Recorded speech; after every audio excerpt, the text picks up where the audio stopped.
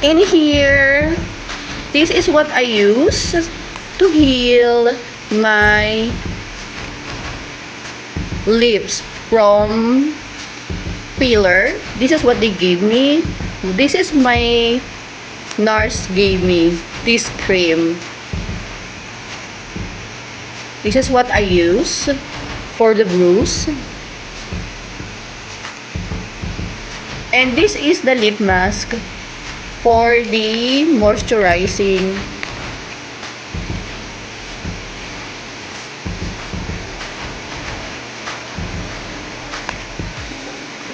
So this is how it looks like. This is what I use for moisturizing. I have to put this moisturizing because I feel like it's like stretching my or stretch. It feels like it stretching my skin, my skin lift. So I have to put this 24/7 every time. I don't want to be like dry my lips because it really kind of there's a effect of the discomfort. So every time I feel dry in my lips, I have to put this because this one is really very good for your lips. It really give you deep moisturizing for your lips, so it can have this beautiful skin. You can have this beautiful lip skin, or you can have this beautiful lip glowing skin. I'm gonna show to you how to apply it and what is the effect and look like of this moisturizing. This is actually a lip mask. Well, this is the lip mask, as you can see.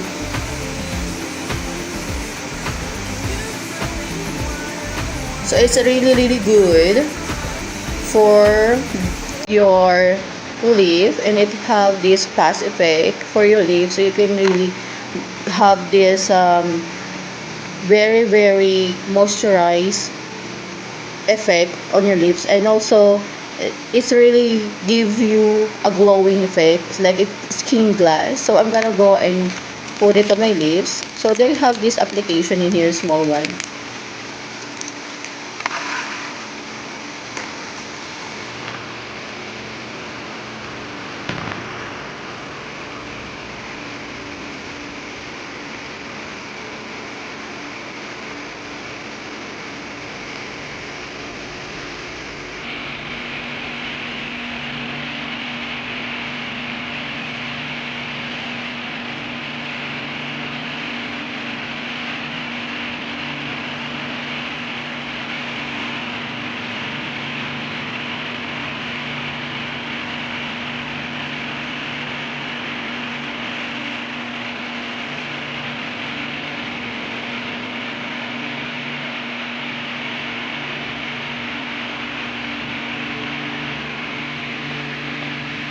So after I apply this on my lips, I'm gonna go for this from the scars came from this range, so that the bruise will gone with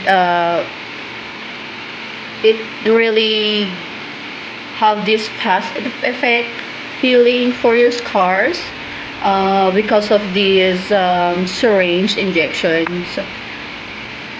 So this is what I do. I'm gonna go and get something, a little bit of it, and then put it on the mark where there is a syringe mark on it.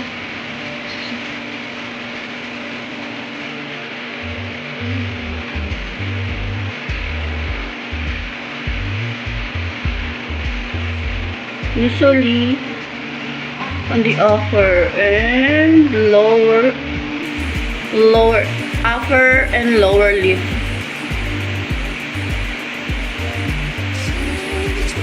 Only.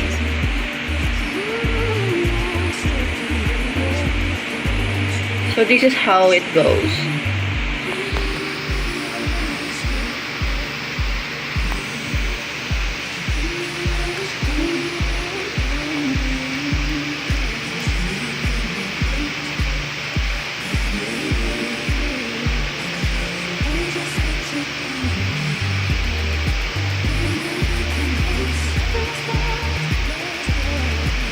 You can put it in here also a little bit.